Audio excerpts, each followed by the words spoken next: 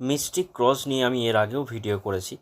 যারা mystic cross নিয়ে video করেন বা মিস্টিক ক্রসকে শুভ বলে অ্যাস্ট্রোলজি মতে দেখান, ইউটিউবে যারা ভিডিও করেন তাদের আমি বারবার বলছি, অ্যাস্ট্রোলজিতে আমার যেটুকুন ধারণা বা বাকি অন্যান্য অ্যাস্ট্রোলজারদের মতেও যাদেরকে আমরা বলি বা যারা আমরা বলি যে হাতের মধ্যে মিস্টিক ক্রস বলে কিছু হয় না, এটা কিন্তু একদম সত্যি কথা। যারা ভিউয়ার্স আছেন তাদেরকেও বলছি, হাতের মধ্যে মিস্টিক ক্রস বলে কিছু হয় না। প্রত্যেকটা মানুষের হাতেই কিন্তু এই ক্রস থাকে।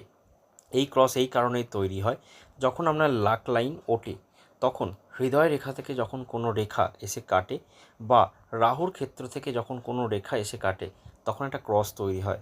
নির্দিষ্ট এই টাইম পিরিয়ডে, এই এজে সেই ব্যক্তির উন্নতির ক্ষেত্রে কিন্তু বাধা তৈরি হয়।